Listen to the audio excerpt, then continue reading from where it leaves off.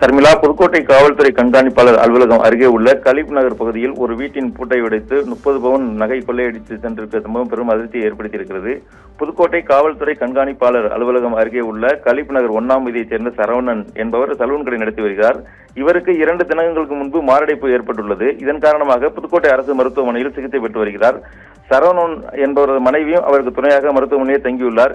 இவர்களது குழந்தைகள் இரவு நேரங்களில் தனியாக இருப்பதற்கு முடியாத சூழ்நிலை ஏற்பட்டுள்ளதால் அவரது உறவினர்கள் வீட்டில் தங்கியுள்ள நிலையில் இன்று சரவணன் வீட்டு அருகே உள்ளவர்கள் காலை நடைபயிற்சியின் போது சரவணன் வீட்டின் பூட்டு உடைக்கப்பட்டிருப்பதாக கண்டு சரவணன் குடும்பத்தினருக்கு தகவல் தெரிவித்தனர். அதன் அடிப்படையில் அவர்கள் வந்து பார்த்தபோது வீட்டின் பீரோ உடைக்கப்பட்டு அதிலிருந்து 30 பவுன் தங்க நகையில் கொள்ளையடிக்கப்பட்டிருப்பது தெரிய வந்தது. இதையடுத்து கணேச நகர் காவல் நிலையத்துக்கு தகவல் தெரிவிக்கப்பட்டு கணேச நகர் காவல்துறையினர் அங்கு சம்பவ இடத்திலிருந்து விசாரணை நடத்தி வருகின்றனர். மேலும் மோப்ப நாய்கள், கைரேகை நிபுணர்கள் உள்ளிட்ட பல்வேறு சோதனைகள் அங்கு நடத்தப்பட்டு வருகிறது.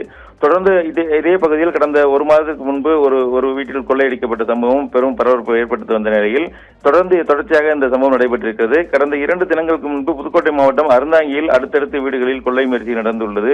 பொதுவாகவே புதுக்கோட்டை மாவட்ட மக்கள் கொள்ளை பயத்தில் அச்சத்தில் தான் புதுக்கோட்டை மாவட்ட மக்கள் இருந்து வரக்கூடிய நிலை ஏற்பட்டிருக்கிறது. இது பொதுவாக சமூக ஆர்வலர்கள் என்ன தெரிவிக்கிறார்கள் என்றால், இரவு நேரங்களில் ரோந்து பணியில் காவலர்கள் ஈடுபட்டாலும் கூட இது போன்ற சம்பவம் தொடர்ந்து நடைபெற்றுதான் வருகிறது. போதிய காவலர் வசதிகள் இல்லையா அல்லது இது என்ன காரணம் என்று காவல்துறையை ஆராய வேண்டும் என்றும் தெரிவிக்கின்றனர். பொதுவாக மக்களுக்கு எந்த நலத்திட்டமும் அரசாங்கம் செய்ய தேவையில்லை. மக்கள் அன்றாடம் கஷ்டப்பட்டு சேர்த்து சம்பாதித்து வைத்திருக்க உடைமைகளை பாதுகாத்தாலே போதும் என்ற நிலை வேண்டும் என்று அதற்கான பாதுகாப்பை உறுதி செய்ய வேண்டும் என்பதுதான் கோரிக்கையாக இருக்கின்றது. தற்போது இந்த காவல்துறை கண்காணிப்பாளர் அலுவலகம் அருகே உள்ள ஒரு வீட்டில் கொள்ளையடிக்கப்பட்ட சம்பவம் புதுக்கோட்டையில் பெரும் பரபரப்பை ஏற்படுத்தி வருகிறது. தர்மிளா.